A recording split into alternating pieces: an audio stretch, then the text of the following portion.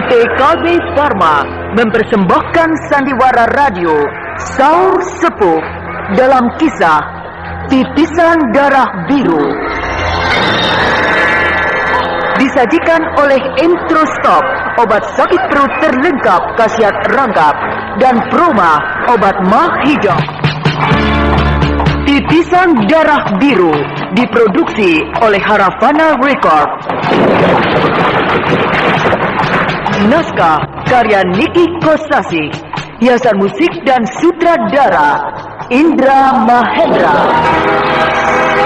Titisan Darah Biru menampilkan Ana Sambayon sebagai Garnis, Chris Urspon sebagai Bentar, Bambang Jeger sebagai Paksi, Idris Apandi sebagai Widura, Novia Kolopaking sebagai Anjani, dan Nani Odin sebagai Dewi Rara.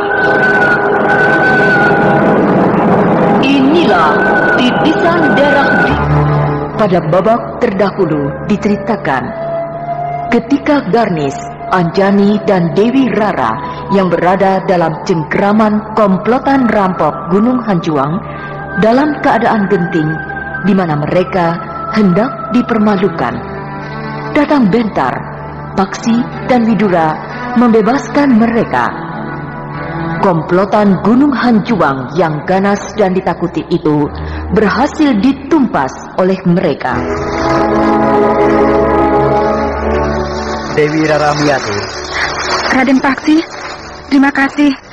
Kalau Raden tidak datang, mungkin kami sudah celaka, dipermalukan oleh komplotan penjahat itu. Bukan hanya aku seorang diri yang berhasil menumpas mereka, tapi juga bersama Kakang Widura dan Kakang Bentar. Terima kasih Kakang Widura. Sama-sama Dewi Rara. Terima kasih Raden Bentar. Ya, sama-sama. Dewi Rara, di mana Kak Garnis dan Anjani? Ada, di dalam sedang bersemedi. Bersemedi? Keadaan Kak Garnis dan Anjani sangat lemah, lalu bersemedi untuk memulihkan kekuatannya. Oh, kita di sini saja dulu. Tidak usah masuk ke dalam rumah. Biarkan Kak Garnis dan Anjani bersemedi sampai selesai. Iya.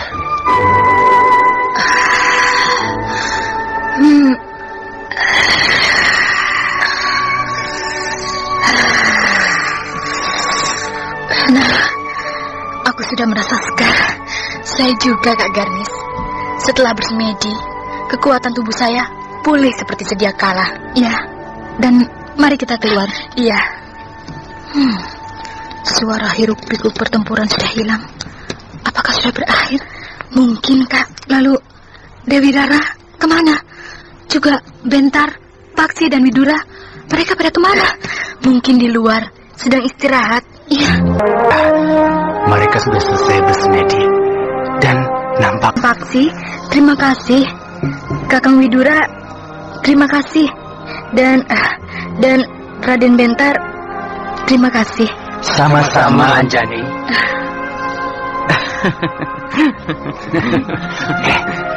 Ada apa Rai Paksi? Apa yang lucu sampai tertawa geli seperti itu? Kakang Widura, lihat Kak Garnis, Anjani, dan Dewi Rara seperti kerbau. Rai mengatakan kami seperti kerbau? Coba saja lihat. Pakaian basah kuyup, kotor, dekil, tubuh dan wajah belepotan penuh lumpur. Persis kerbau yang baru saja berkubang di kubangan lumpur. Kami memang baru berkubang. Oh ya? Di kubangan sana itu 2 hari 2 malam kami bertiga disekap di dalam kubangan itu. Wah.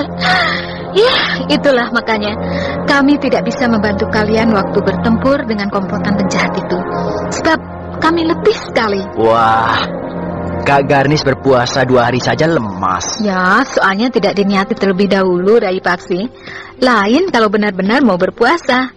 7 hari 7 malam tanpa makan dan minum, aku akan kuat. Iya. Waktu Dewi Rara selesai melepaskan tali yang mengikat aku dan Anjani, kami merayap, melata di tanah. Sebab sudah tidak kuat berdiri. Perlahan-lahan menjauhi arena pertarungan. Kemudian naik ke rumah panggung itu mencari air. Oh, begitu. Kak Garnis, lebih baik kakak mandi dulu, membersihkan badan. Tapi nampaknya di sekitar sini tidak ada sungai. Di belakang ada sumur. Airnya banyak. Kami akan mandi di sana.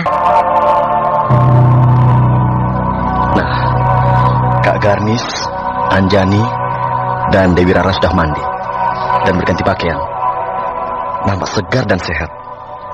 Oh ya, dan sekarang bagaimana rencana kita selanjutnya? Sebab saya dengar Anjani berniat hendak pergi ke Gunung Lawu berguru kepada Ibunda Lasmini. Benar, saya hendak ke Gunung Lawu. Tapi sebaiknya Dewi Rara tidak usah turut serta dengan saya. Anjani, kenapa kamu begitu? Bukankah kamu tidak keberatan aku ikut dengan kamu? Aku belum bisa melindungi kamu dari serangan mara bahaya, Dewi Rara. Sebab tingkat kepandaianku masih mentah. Kalau kau celaka, aku yang akan disalahkan oleh kedua orang tuamu. Bahkan ayah dan ibuku juga pasti akan menyalahkan aku membawa-bawa kamu pergi ke Gunung Lawu. Kau tidak bersalah. Akulah yang memaksakan kehendak untuk ikut dengan kamu ke Gunung Lawu. Aku mengerti. Kau ingin bisa ilmu silat dan ilmu kadijayaan. Tapi kau juga harus mengerti bahwa ibuku Lasmini seorang tokoh yang pernah merajalela di rimba persilatan, sehingga musuhnya banyak sekali. Dan musuh-musuhnya itu pasti akan membalas dendam. Tidak kepada ibuku, ya kepada aku. Buktinya, komplotan penjahat Gunung Hanjuang ini. Coba, kalau tidak ada Kak Garnis, kita berdua sudah mati. Meskipun begitu, kalau kau pergi sendirian, juga kau akan bertemu dengan mara bahaya. Itu tidak jadi masalah. Sekalipun aku mati, tidak membawa-bawa orang lain. Jadi tidak ada orang lain yang tidak ada sangkut pautnya dengan Lasmini ikut jadi korban. Tapi sekarang di sini lengkap. Ada Kak Garnis, ada Kakang Widura, Raden Paksi, dan Raden Bentar. Nah, kita akan aman. Jadi tidak ada masalah lagi, bukan? Sebab aku rasa mereka semua bersedia mengantarkan kita ke Gunung Lawu. Ya, baiklah Anjani, Dewi Rara. Setelah melihat kerasnya tekad Dewi Rara untuk belajar ke Gunung Lawu, maka aku dan yang lain bersedia mengantarkan kalian sampai di Gunung Lawu. Terima kasih Kak Garnis. Kak Garnis, kenapa berhenti? Kita berkuda lama sekali, 1 hari penuh, dan jalan yang kita tempuh sudah panjang sekali.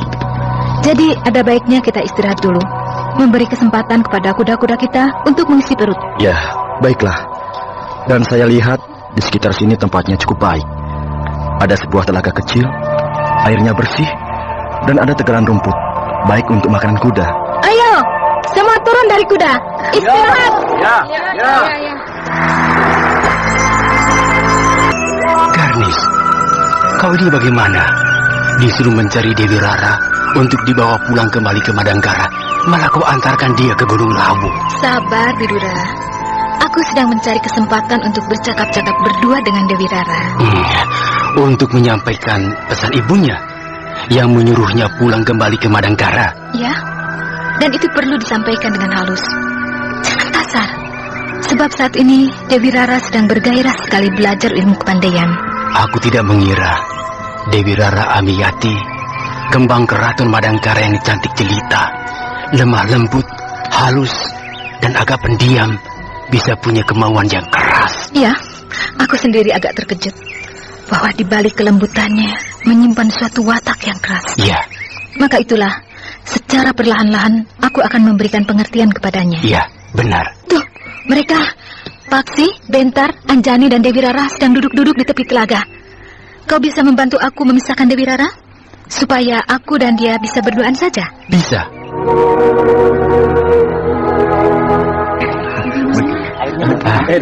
Itu bagus sekali itu. Asik benar duduk-duduk di tepi telaga. Mari duduk sini. Tidak tergiur untuk berenang di air telaga yang bening dan jernih seperti itu? Masih berkeringat, Kakang. Nanti saja kalau sudah agak kering dan juga panas. Iya, memang. Panas-panas mandi di telaga kurang enak. Iya, Kakang. Nanti saja kalau udara sudah agak teduh. Ya, oh ya, Dewi Rara, Iya, Kakang Widura. Garnis mau pinjam ikat pinggang. Boleh. Saya bawa ikat pinggang rotan 3. Kak Garnis boleh memakainya. Silakan pilih saja. Ikat pinggang Garnis putus waktu bertarung dengan komplotan penjahat di Gunung Hanjuang, sehingga kesulitan untuk menyelipkan pedang. Boleh. Kakang, sebentar saya ambil di keranjang. Ya. Kak Garnis, ini ikat pinggangnya. Oh, terima kasih Dewi Rara. Ikat pinggang rotan yang bagus sekali. Mungil tapi kuat. Saya belinya di Kadipaten Singkur. Oh ya? Ikat pinggang rotan buatan Kadipaten Singkur memang terkenal. Buatannya bagus dan kuat. Ketika ayah saya berkunjung ke Kadipaten Singkur, saya ikut dan membelinya. Ya. Dewi Rara, kau pernah berjumpa dengan Lasmini? Pernah, 1 kali di Desa Halimun ketika sedang meresmikan pesanggerahan keramat. Oh ya? Lasmini berdiri di tepi jembatan, memperhatikan kami. Bajunya merah, celana panjangnya juga merah. Bahkan kainnya dan kembennya juga merah. Menyala, rambutnya panjang, ikal. Ada bunga anggrek jingga diselipkan di rambutnya. Pokoknya mentereng sekali. Orangnya bagaimana? Bentuk tubuhnya bagus sekali, sintal. Oh ya? Sinar matanya agak redup, pandangannya sayup. Kata ibu saya, perempuan yang matanya sayu pintar merayu. Tapi dia cantik sekali. Cantik mana dengan kamu? Lasmini cantik sekali. Pasti kau lebih cantik dari Lasmini. Dia cantik kok. Kau kembang keraton Madangkara, gadis tercantik di Madangkara. Meskipun Lasmini cantik, tapi kecantikannya tidak akan menyamai kecantikanmu. Saya biasa saja. Hanya orang-orang suka melebih-lebihkan saya. Kau kenal dengan watak Lasmini? Menurut cerita orang, Lasmini wataknya kurang baik. Suka ganti-ganti lelaki. Yang lainnya? Maksud Kak Garnis? Watak Lasmini yang lainnya bagaimana? Selalu ingin menang sendiri, pendendam dan tidak setia. Nah, kalau kau sudah tahu wataknya begitu, mengapa kau ingin menjadi murid Lasmini? Ilmunya sangat tinggi, hampir menyamai Tuanku Brahma. Bahkan Bibi Mantili kalah. Oh, benarkah? Mantili kalah oleh Lasmini? Pernah dikalahkan, sampai luka parah. Hampir meninggal. Tapi setelah sembuh, dibalas Lasmini yang kalah. Ya, kalau begitu seimbang. Ya, Lasmini sangat dikjaya. Lasmini memang seorang tokoh rimba persilatan yang memiliki ilmu sangat tinggi. Tapi dia bukan guru yang baik. Tapi muridnya banyak kok, Kak Garnis. Dan murid-muridnya itu hebat-hebat. Seperti Yulidar, dia sangat hebat. Tapi semuanya tidak matang. Tidak matang? Watak Lasmini yang kau sebutkan tadi benar semua. Tapi ada lagi sebuah watak Lasmini yang membuatnya sering celaka. Apa itu? Tidak sabaran. Tidak sabaran? Apa saja selalu ingin cepat selesai, ingin cepat berhasil. Bahkan tidak segan-segan mengambil jalan pintas. Benarkah? Lasmini menguasai ajian serat jiwa, ajian waringin sungsang, dan ilmu lampah lumpuh. Tapi penguasaannya tidak dilakukan dengan matang, sehingga hasilnya tidak sempurna.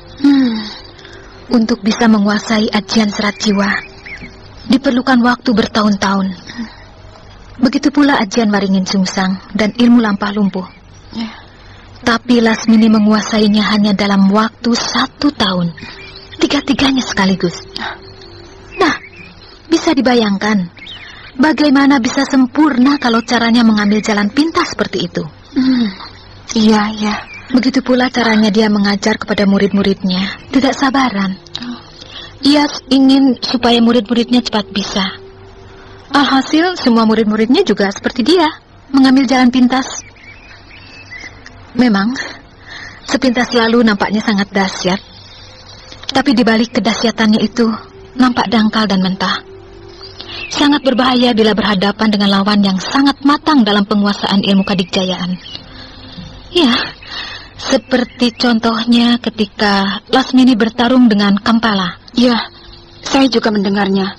Lasmini kalah oleh orang Tibet. Itulah, seandainya saja Lasmini di dalam menggabungkan 3 buah ilmu kadikjayaan, yaitu ajian serat jiwa, ajian waringin sungsang, dan ilmu lampah lumpuh yang dinamakannya ilmu cipta dewa, tidak tergesa-gesa ingin cepat berhasil, Lasminilah yang akan menang. Tapi kenyataannya, karena masih dangkal, Lasmini yang kalah. Dan mungkin dia sudah tewas kalau tidak diselamatkan oleh gurunya, yaitu Begawan Banuaji alias Aki Kolot. Nah, seorang tokoh yang sakti mandraguna belum tentu bisa menjadi guru yang baik. Artinya seorang yang hebat belum menjadi jaminan akan menjadi seorang guru yang hebat pula. Sebab untuk bisa menjadi seorang guru yang baik, diperlukan bakat yang khusus dan keahlian mengajar yang sempurna. Caranya mengajar itu ada caranya yang khusus. Tidak boleh tergesa-gesa, tapi harus pelan-pelan. Tahap demi tahap diselesaikan dengan sempurna. Ya, memang akan makan waktu yang lama, tapi hasilnya kan akan sangat memuaskan. Iya. Dan tugas sebagai seorang guru ialah memindahkan semua ilmu yang dimilikinya kepada murid-muridnya. Nah, itu memerlukan keahlian yang tidak bisa dilakukan dengan sembarangan. Iya, setelah aku menguraikan panjang lebar tentang Lasmini, apakah kau masih berhasrat untuk menjadi murid Lasmini, Dewi Rara? Berguru bukan kepada guru yang hebat, yang memiliki ilmu yang tinggi, melainkan kepada guru yang akan bisa membuat diri kita menjadi dewasa. Berarti mengerti arti makna hidup dan kehidupan. Tapi kalau guru itu ilmunya rendah, kita pun akan hanya memiliki ilmu yang rendah. Ya, untuk tahap permulaan akan begitu. Tapi karena kita dibekali pengertian yang sempurna, maka kita akan menjadi siap pakai, yang mandiri. Selanjutnya kita sendiri yang mengembangkannya. Benarkah itu? Contoh yang paling jelas adalah Tuanku Brahma. Guru Tuanku Brahma hanya satu, yaitu kakek Astagina. Dan kakek Astagina bukan seorang tokoh yang hebat, yang ilmu kadikjayaannya paling tinggi. Bukan. Kehebatan kakek Astagina biasa-biasa saja. Tapi dia seorang guru yang sempurna, yang bisa membuat muridnya menjadi seorang pemuda yang siap menghadapi tantangan hidup. Dan hasilnya sangat menakjubkan. Yang kelak di kemudian hari, Brahma Kumbara menjadi seorang tokoh yang mumpuni, yang pandai menciptakan ilmu-ilmu yang baru yang sangat hebat. Nah, itu karena apa? Karena kakek Astagina berhasil memberikan dasar-dasar pelajaran yang matang dan sempurna kepada Brahma. Ya. Hari sudah senja. Besok kita lanjutkan percakapan kita ini ya. Ya, baik Kak Garnis. Terdorong oleh rasa sayang, Garnis memberikan pandangan yang panjang lebar kepada Dewi Rara. Sebab alangkah disayangkan bagi seorang Sekar Kedaton seperti Dewi Rara harus salah di dalam mengambil jalan hidupnya. Dapatkah Dewi Rara menyimak uraian Garnis? Nah, pendengar yang budiman, marilah kita ikuti lanjutan serial Sandiwara Radio Saur Sepuh ini. Pada babak terdahulu diceritakan, terdorong oleh rasa sayang terhadap Dewi Rara, maka Garnis memberikan pandangan panjang lebar tentang peri kehidupan kaum rimba persilatan. Sebab alangkah sayangnya bagi seorang Sekar Kedaton seperti Dewi Rara sampai salah langkah di dalam menempuh perjalanan hidupnya. Kau tidak tahu, Dewi Rara, bahwa ibumu menangis. Menangis? Begitu kau berangkat bersama Anjani, ibumu menghadap kepada Gusti Permaisuri Dewi Harno, menangis terseduh-seduh, berduka karena kau mau berguru kepada Lasmini. Terutama takut ketularan Lasmini. Saya kan hanya mau menyadap ilmunya saja, bukan wataknya. Ya, bagaimanapun juga watak seorang guru sedikit banyak akan menurun kepada muridnya. Selain itu, kau harus juga menyimak hubungan antara Lasmini dengan Madangkara. Ya, saya tahu. Orang-orang Madangkara, terutama di lingkungan keraton, tidak suka kepada Lasmini. Boleh dikatakan Lasmini dianggap musuh Madangkara. Itulah, Lasmini bermusuhan dengan Madangkara. Lantas kamu menjadi murid Lasmini. Nah, kan tidak lucu. Ya, perkara ini bukan perkara main-main. Sebab kau bisa dijadikan alat oleh Lasmini. Alat? Ya. Kau diperalat oleh Lasmini untuk menghancurkan Madangkara. Karena Lasmini tahu benar kau ini siapa. Kau kembang keraton Madangkara. Kau ibarat intan buah hati rakyat Madangkara. Nah, diam-diam Lasmini memasukkan pengaruhnya lewat kamu. Akhirnya kau berbalik menjadi lawan Madangkara. Sejauh itukah, Kak Garnis? Dendam Lasmini tidak pernah pupus, Dewi Rara. Bukankah musuh Lasmini, yaitu Tuanku Brahma dan Gusti Ayu Mantili, sudah tidak ada? Memang, tapi keturunannya masih ada. Prabu Wanapati dan Raden Paksi Jaladara. Lasmini sakit hati karena Anjani tidak jadi dijodohkan dengan Bentar. Lalu dia menaruh syak bahwa Bentar akan dijodohkan dengan kamu. Lasmini sebenarnya tidak suka kepadamu, sebab kamulah yang dianggapnya merebut Bentar dari Anjani. Tidak begitu. Memang, kami semua tahu bahwa kau tidak merebut Bentar dari Anjani. Putusnya perjodohan antara Bentar dengan Anjani karena keinginan Anjani sendiri yang merasa risih menikah dengan bekas kekasih ibunya. Tapi Lasmini mana tahu, dia tetap menuduh pihak keluarga besar Brahma yang membatalkannya karena mereka lebih suka Bentar berjodoh dengan kamu. Nah, tiba-tiba sekarang kau datang untuk menjadi muridnya. Satu hal yang tidak terduga sama sekali, bahwa kau yang selama ini dianggap saingan berat Anjani tiba-tiba datang. Tentu saja Lasmini kegirangan, maka kau akan dijadikan kelinci percobaan.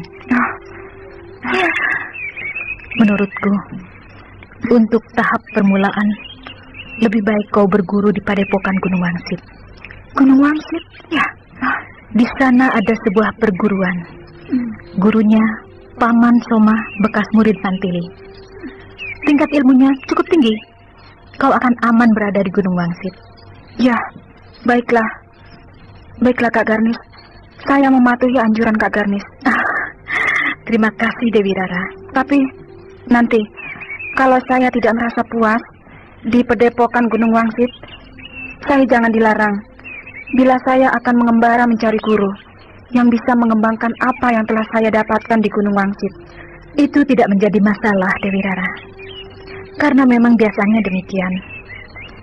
Seorang murid perguruan yang turun gunung bukan berarti dia telah menamatkan pelajarannya dengan memiliki segudang ilmu tingkat tinggi, melainkan untuk lebih mengembangkan dirinya. Ya Kak Garnis. Terima kasih Kak Garnis. Kak Garnis berhasil membujuk Dewi Rara untuk membatalkan niatnya berguru ke Gunung Lawu. Sekarang kita pergi bersama-sama mengantarkan Anjani ke Gunung Lawu. Tidak usah Kak Garnis, saya sanggup pergi sendiri. Kami percaya, tapi kami juga tetap ingin kau selamat. Tak kurang suatu apa sampai di Gunung Lawu. Betul. Sebab seperti kau katakan sendiri, ibumu musuhnya banyak, sehingga kau sering kena getahnya. Tapi kami mengerti Anjani. Ibumu dengan kami punya hubungan yang kurang baik. Untuk itu akan diatur sebagai berikut. Kami hanya mengantarkanmu sampai di kaki gunung, tidak naik ke atas. Kalau begitu, aku setuju. Setelah mengantarkanmu, kami akan terus menuju ke Gunung Wangsit untuk mengantarkan Dewi Rara kepada Paman Soma. Iya, marilah kita segera berangkat. Keparat. Rupanya si Gonjor sudah tahu bahwa kita mau datang untuk melabrak dia. Lantas dia kabur dan kita hanya menemukan rumah kosong. Pasti dia pergi ke Kademangan Jongklok untuk minta bantuan pada Demang Jongklok. Kita ajar terus. Masa bodoh? Aku tidak takut pada si Demang Jongklok. Aku juga tidak takut. Ayo kita kejar si Gonjor ke Kademangan Jongklok. Siapa itu yang berteriak-teriak? Guru! Guru! Si Bongkol, anak buah si Kurat dan si Sukon muridku. Ada apa, Bongkol? Kenapa keadaanmu kacau begitu? Pakaian compang-camping, kotor dan acak-acakan. Guru, celaka, Guru. Apa yang celaka? Sukon Kurat tewas. Si Kurat dan si Sukon, kedua muridku, tewas. Iya, dibunuh oleh Bentar dan Paksi. Apa? Setelah guru pergi, tak lama kemudian datang 3 orang laki-laki. Bentar, Paksi, dan Widura. Mereka mengamuk mau membebaskan 3 orang gadis yang kami tawan, Guru. Terjadi pertempuran. Mereka terlalu hebat. Kami hancur. Semuanya mati. Hanya saya dan si Bungkul yang selamat, Guru. Betapa. Aku pecahkan kepala si Bentar dan kawan-kawannya. Di mana dia sekarang mereka itu? Tidak tahu, Guru. Sebab ketika saya meloloskan diri, mereka masih berada di Gunung Hanjuang. Kembali ke Gunung Hanjuang.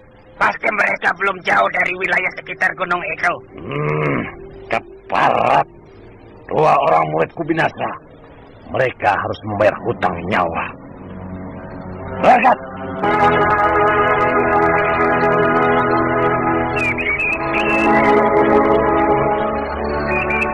Kak Garnis. Ya, ada apa, Paksi?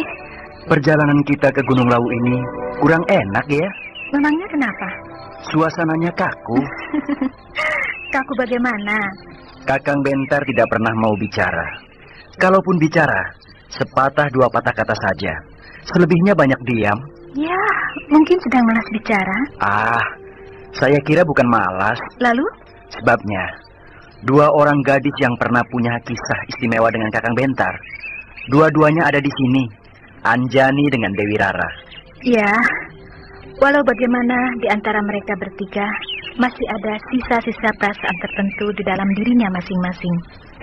Hal itulah yang membuat ketiganya menjadi kaku. Ya, Kakang Bentar itu seorang yang pandai, memiliki otak yang cemerlang. Tapi kalau perkara menghadapi gadis, kaku. Mestinya kau yang harus bisa merubah suasana kaku itu. Saya? Kamu kan bebas. Terhadap Anjani dan Dewi Rara tidak ada masalah apa-apa. Nah, buatlah mereka gembira berikut Bentar. Ajak apa saja. Kalau perlu, rame-rame diajak menangkap ikan di sungai kecil di bawah itu. Lalu dibakar bersama-sama membuat api unggun. Ya? Iyalah, akan saya coba. Kakang Bentar. Iya. Di bawah sana ada sungai kecil. Ikannya banyak. Yuk, kita menangkapnya. Ayo. Sebentar. Saya mau mengajak juga Dewi Rara dan Anjani. Kenapa?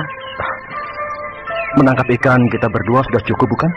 Mengajak Dewi Rara dan Anjani kan tidak apa-apa. Tapi, apakah mereka mau? Loh, kenapa tidak? Rai Paksi tentunya tahu benar. Pernah ada masalah antara aku dengan kedua gadis itu. Alah, lupakan dulu masalah itu, Kakang. Sulit, Rai. Buktinya di sepanjang perjalanan yang sudah kita tempuh hampir 4 hari, mereka tidak mau berbicara dengan aku. Sebab Kakang Bentar sendiri juga begitu kan? Tidak mau mendekati mereka. Aku tidak berani, Rai. Sebab anggapanku, mereka sudah tidak mau lagi kenal denganku. Terutama Anjani. Nampaknya dia benar-benar benci kepadaku. Menurut saya tidak, Kakang. Anjani hanya malu dan sungkan. Maklum, perempuan tentu perasaannya sangat halus. Pembatalan perjodohan antara Kakang Bentar dengan Anjani, mau tidak mau akan membekas di hatinya. Dan itu akan sulit untuk dilupakan, Kakang Bentar. Justru itulah. Daripada hanya akan membuat dia terluka, lebih baik aku tidak mendekati dia. Walaupun hanya sekedar untuk bercakap-cakap sebagai teman biasa. Pembatalan perjodohan itu diselesaikan dengan baik-baik dan penuh persaudaraan. Semua pihak dapat menerimanya dengan penuh pengertian. Jadi saya kira Anjani akan mengerti pula hal itu, Kakang. Rai Paksi. Iya. Pada kenyataannya, tidak semudah itu. Buktinya, Suasana antara aku dan dia sangat kaku. Bagaimanapun juga harus ada yang memulai, Kakang. Dan tidak mungkin mereka yang mulai, sebab mereka perempuan. Jadi Kakanglah sebagai laki-laki yang harus memulai. Saya akan mencobanya. Tapi sebelum itu, cobalah oleh Rai Paksi terlebih dulu. Sebab terhadap Rai Paksi, mungkin mereka akan terbuka. Iya, baiklah Kakang Bentar. Anjani. Paksi? Dewi Rara mana? Tuh, sedang mencari bunga-bunga kecil di tegalan. Kebetulan Kebetulan? kita bisa berdua-duaan tanpa akan terganggu oleh Dewi Rara. Maksudmu? Anjani, kenapa sih kamu sama Bentar tidak mau ngomong? Ngomong kok. Kapan? Aku tidak melihatnya. Waktu di Gunung Hanjuang. Itu bukan ngomong, cuma sekedar mengucapkan terima kasih bahwa Kakang Bentar telah menolong kamu dari cengkraman komplotan penjahat itu. Tapi kan ngomong juga. Ngomong yang biasa, begitu maksudku. Ngobrol? Iya, bercakap-cakap, berbincang-bincang, bercengkerama, dan sebagainya. Dia sendiri yang begitu. Kaku. Kok menyalahkan Kakang Bentar? Dia tidak mau menyapa aku sama sekali. Baik sedang berpacu, atau merambat jalan biasa. Ataupun seperti sekarang ini, sedang istirahat. Sama sekali dia tidak pernah mau bicara sama aku. Nah, aku kan malu kalau harus menyapa duluan. Kok malu? Loh, kalau tidak digubris, diajukan begitu saja, mau ditaruh di mana mukaku ini? Aku kan tidak mau direndahkan, seperti mengemis-ngemis sama dia. Kamu ternyata keras juga. Bukan begitu, Paksi. Tapi... Kalau begitu, kamu masih punya perasaan tertentu kepada Bentar. Perasaan tertentu bagaimana? Bahwa kau masih mencintai Bentar. Paksi, kok jadi bicara soal cinta? Habis. Mau bicara soal apa lagi? Aku sendiri jadi bingung kok. Yang jelas-jelas mencintai Bentar itu Dewi Rara. Kau jangan melemparkannya kepada orang lain, Anjani. Kenyataan kok. Tapi aku juga tahu, cintamu pada Bentar belum pupus sama sekali. Raden Paksi Jaladara, saya tidak mau perkara itu diungkit-ungkit kembali. Lebih baik, saya berangkat sendiri ke Gunung Lawu. Tidak usah diantar rame-rame begini. Jangan marah. Jangan marah. Segitu saja naik pitam. Tapi kenapa kau mendesak aku? Bukannya mendesak Dewi Rara. Seharusnya Dewi Rara yang kau desak. Iya. Baik. Aku dibagi bunganya. Raden Paksi, Bagus-bagus ya. kau suka kepada bunga? Tergantung bunganya. Kalau bunganya bagus dan menarik hatiku, aku senang. Tapi kalau bunganya jelek, aku tidak suka. Kenapa sih kok memisahkan diri? Aku tertarik kepada bunga-bunga kecil yang terhampar di teragalan ini, sehingga mendorong aku untuk memetiknya. Kenapa tidak mengajak Anjani? Anjani kurang bergairah. Dia lebih suka duduk-duduk di bawah pohon itu. Rara, mencari ikan yuk. Mencari ikan? Iya, tuh. Di bawah sana ada sungai kecil. Persediaan bahan makanan kita masih banyak. Kenapa harus menangkap ikan? Hiburan daripada bengong. Ya, boleh saja. Aku juga senang menangkap ikan di sungai. Sebentar ya. Mau kemana dulu? Mau mengajak Kakang Bentar. Janganlah. Kenapa? Pasti dia tidak akan mau. Kok punya dugaan begitu? Nanti dia kira aku menyuruh kamu untuk mengajak dia ke sungai. Begitu juga kan tidak apa-apa. Loh, jangan. Kalau ada aku, pasti dia tidak mau. Nah, kalau cinta, ya begitu itu. Malu didekati oleh orang yang dicintainya. Tidak, aku sekarang sudah tidak mencintai dia. Bohong. Kalau tidak cinta, kenapa harus malu? Biasa saja kan? Bukan begitu masalahnya. Raden, saya hanya ingin tidak mau disebut pengemis cinta. Memang tidak kok. Aku tahu benar kau tidak mengemis cinta kepada Kakang Bentar. Sikapmu selama ini kepada Kakang Bentar wajar-wajar saja. Tapi dia angkuh. Dan karena sikapnya yang angkuh itulah orang-orang selama ini beranggapan bahwa aku yang mengejar-ngejar Bentar. Rara, tapi kau memang mencintai Bentar, bukan? Ya, aku tidak mungkir. Tapi seperti yang aku katakan tadi, cintaku itu mulai pupus. Dan ternyata aku bisa. Buktinya aku pergi meninggalkan keraton Madangkara, pergi ke Gunung Lawu. Kau nekat, Rara. Karena kau ingin melarikan diri. Melarikan kekecewaan hatimu yang... Ya, bolehlah dikatakan begitu. Kalau Kakang Bentar berubah, bagaimana? Berubah? Dia mencintai kamu.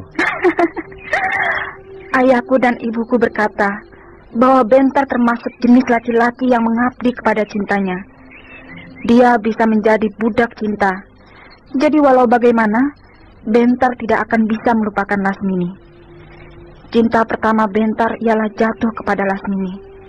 Dan itu telah meninggalkan kesan yang amat dalam di dalam diri Bentar. Maka dari itu sulit bagi Bentar untuk dapat menerima perempuan lain, termasuk aku dan Anjani. Itu terjadi puluhan tahun yang silam, Rara. Waktu itu Kakang Bentar masih terlalu hijau, masih remaja. Sekarang Kakang Bentar kan sudah dewasa, sudah lain. Semua orang beranggapan begitu.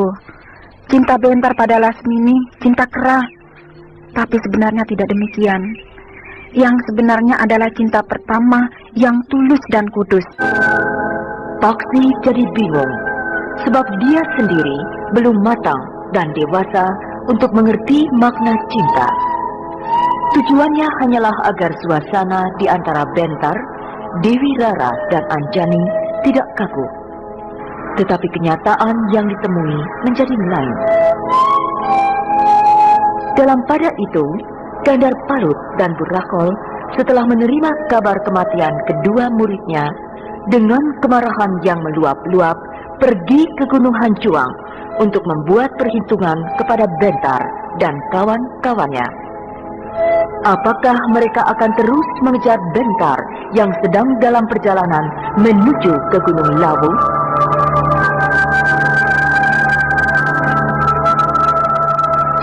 Nah, pendengar yang budiman, marilah kita ikuti lanjutan serial Sandiwara Radio Saur Sepuh ini di waktu dan gelombang yang sama.